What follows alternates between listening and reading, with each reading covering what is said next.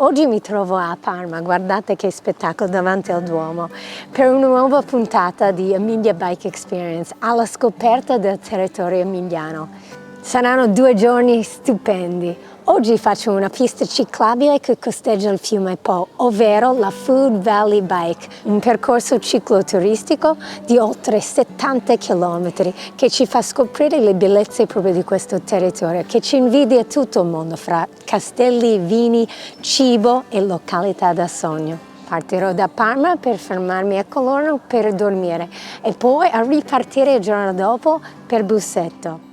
2 giornate di pedalate, ce la farò? Però più che altro riuscirò a assaggiare tutte le cose buone da mangiare? Venite con me alla scoperta della Food Valley Bike.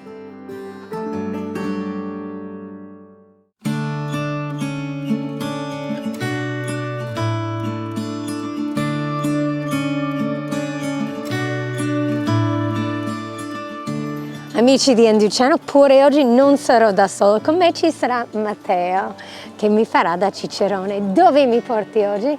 Ciao Justine, oggi andremo nella Bassa Parmense percorrendo la Food Valley Bike. Prima tappa andremo a vedere il passaggio ciclabile verso Colorno per raggiungere la reggia di Maria Luigia. Io lo so che sei molto preparato, allora sarà una puntata ricca anche di storia e cultura. Ne troveremo tanta, troveremo castelli, troveremo antiche corti rurali, parti naturalistiche di sicura importanza e poi troveremo soprattutto le zone di produzione delle tante specialità del nostro territorio. A lei, di tutto di più.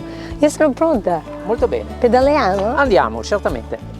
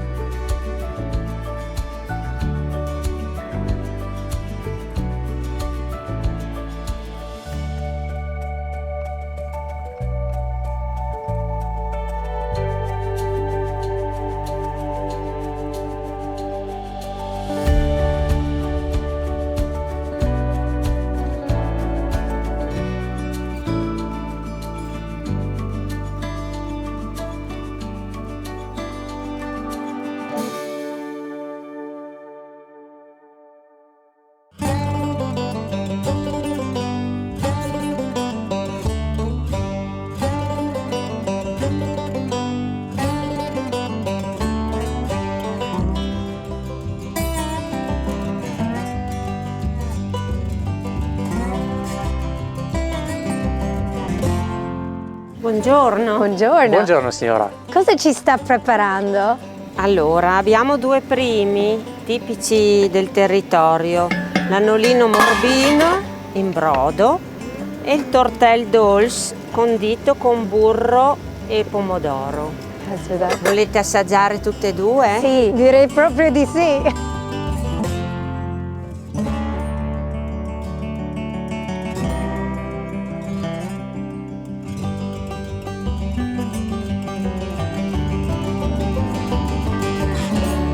Eccoci pronti. Prima le signore e a piacere Grazie. un po' di parmigiano sopra. Io ne metto sempre tanto, non fa mai male. Oh. È l'unione perfetta del parmigiano reggiano. Servirà il tortel dolce. Questo piatto è tipico di Colorno. Come sono gli annolini? Buonissimo. Fantastici. Grazie. Allora facciamo un brindisi? Direi di sì. A che cosa? Alla nostra prima tappa, Parma-Colorno, conclusa in maniera ottima. Eccezionale. Qui siamo al porto fluviale di Mezzani, proprio sul fiume Po, nel comune di Sorbolo Mezzani. Una località dove oltre a trovare un ottimo ristoro, comunque è possibile arrivare in bicicletta e fare anche altre attività all'aria aperta. Tipo? È un porto dove si può attraccare con piccole barche di porto e da pesca, ci sono dei percorsi segnalati per fare Nordic walking e ovviamente passeggiate anche in mezzo alla natura senza difficoltà. Dopo il meritato pranzo dobbiamo però riprendere il nostro percorso per raggiungere la reggia di Colorno. Da qui stiamo uscendo dalla zona naturale della Parma Morta, è una zona particolare ospita, soprattutto nei periodi migratori, un sacco di uccelli, è possibile fare bird watching, ci sono poi discrete piante e alcune rare, e penso c'è anche una piccola pianta carnivora.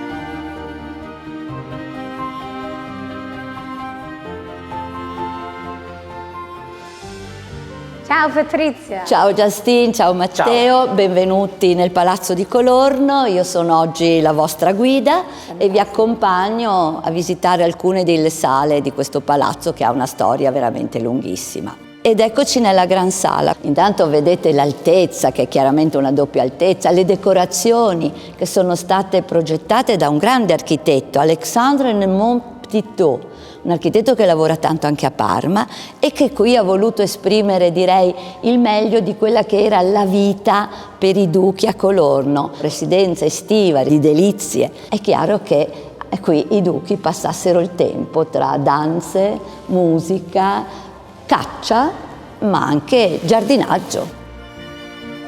Il giardino naturalmente è un giardino alla francese, oggi come oggi, con i parterre e le siepi di Bossonano e gli agrumi.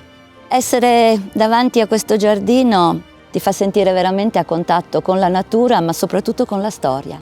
Il tempo qua non scorre, o forse semplicemente è un tempo continuo che noi viviamo come spiritualità. Patrizia, grazie per questa visita splendida. A voi. È sempre un piacere accogliere persone nella meravigliosa Parma e nei suoi dintorni, naturalmente.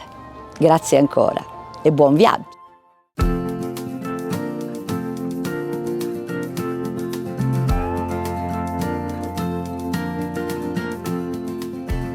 Ma che bello finire la giornata così in relax con un bicchiere di vino bianco sull'argine del Po, che devo dire ha il suo fascino. È stata una giornata lunga ma soddisfacente, adesso un po' di riposo.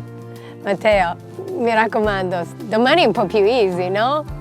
Domani però ci saranno tantissime altre cose da vedere. Allora non è un po' più easy, però va bene. E adesso andiamo a dormire in questo posto, l'antica Grancia Benedettina. Un posto fantastico, antico, ma che ti piacerà sicuramente. Godiamoci questo tramonto. Penserò a domani.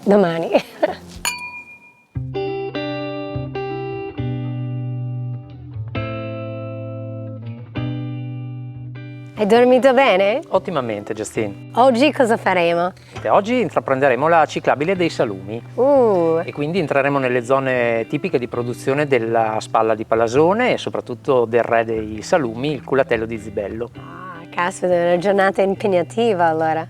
Diciamo di sì. Facciamo una colazione un po' più light. Assolutamente, con un altro prodotto tipico della zona, la marmellata di pruni e zucchelle. Oh, wow. Io invece direi direttamente sulla crostata, che mi sembra molto invitante.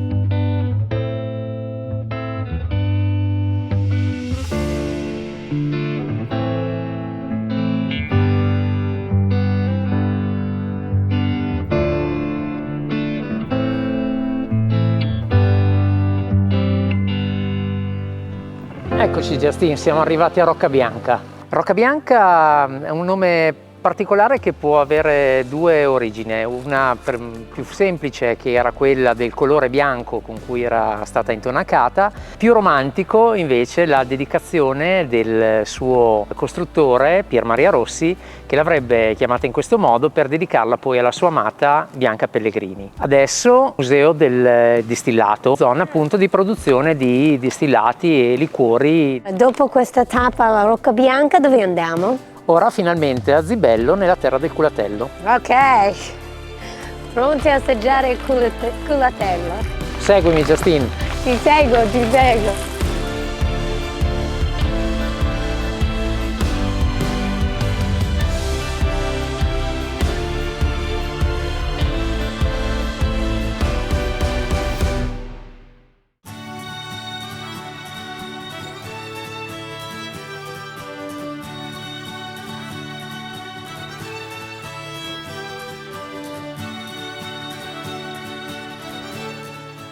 Allora siamo qua con Massimo Spigoroli nel regno del culatello. Come viene prodotto il culatello?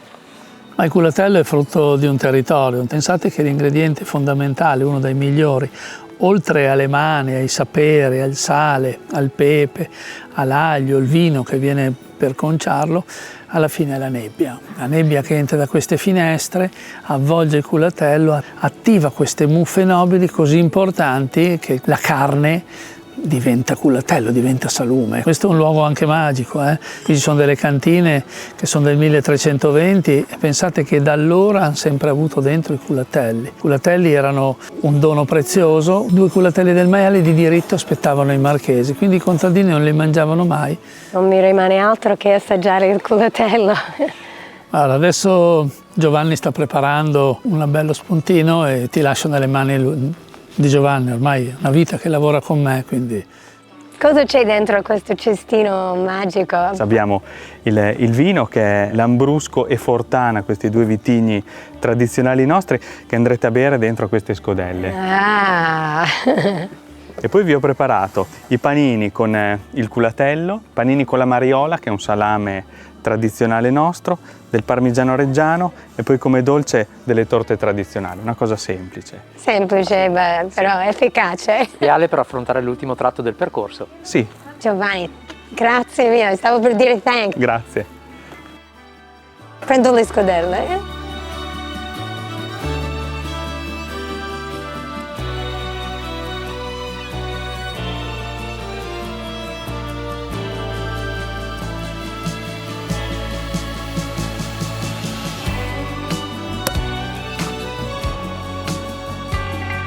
Che picnic ci ha preparato Fantastico. Sì? a noi. Percorsi fantastici in bici, proprio vicino a casa. Ma quanto è bello pedalare senza traffico su percorsi ciclabili, e a respirare la cultura e ad assaggiare una gastronomia così. Ma dove trovi? Questo è un percorso ideale sotto questo punto di vista. Buona cucina e percorsi tranquilli senza traffico. E buon appetito!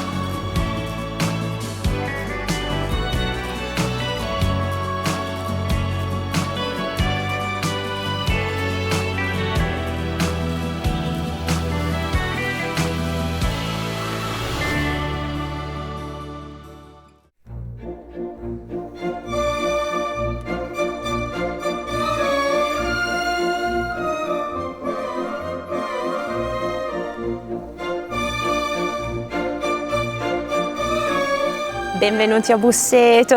Ciao Valeria. Ciao, grazie. piacere, Piacere benvenuti. mio. Ciao Valeria. Alle tappe del giro in bici. Sì, bellissimo. Vi accompagno all'interno del nostro teatro, una piccola bomboniera di 300 posti. Ah, benissimo, stupendo, andiamo. Fuggevol, ora si nebria voluta, liviane i dolci fremiti che su. Questo teatro è stupendo. Qual è l'opera che è in scena a questo momento? In questo momento abbiamo Rigoletto e la maledizione, che fa parte della stagione del Festival Verdi, sicuramente uno degli eventi più importanti che abbiamo a Busseto, in collaborazione anche con il Teatro Regio di Parma. Certo. È un teatro originale. Con un'acustica anche speciale. Molto, un'acustica quasi perfetta, perché è uno dei dettagli che hanno curato quando il teatro è stato effettivamente costruito tra il 1858 e il 1868, 10 anni per realizzarlo. È stato costruito dalla gente del posto.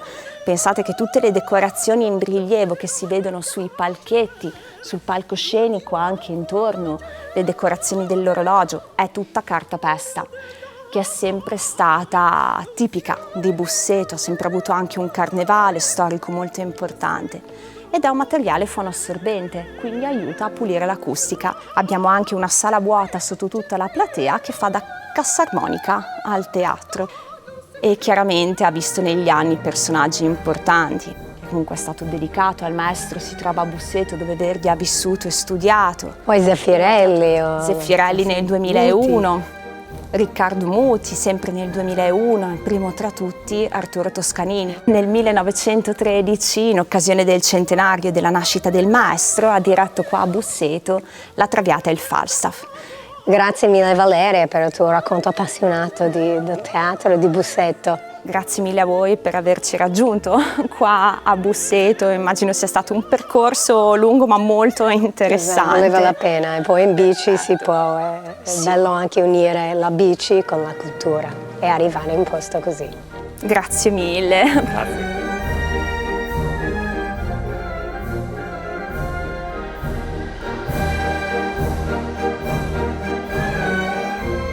È arrivato il momento dell'addio. Non piangere. Sono dispiaciuto, ma ormai siamo arrivati alla fine del nostro percorso e della nostra ciclabile. Io porterò tutta la famiglia, allora comincio anch'io a portare altre persone poi vedere. Molto bene, se hai bisogno di un cicerone sono a disposizione. So esattamente dove cercarlo. Grazie ancora. Grazie a te, Justine. E qua finisce la nostra Amelia Bike Experience, proprio qua nella Food Valley. Però forse non finisce qui.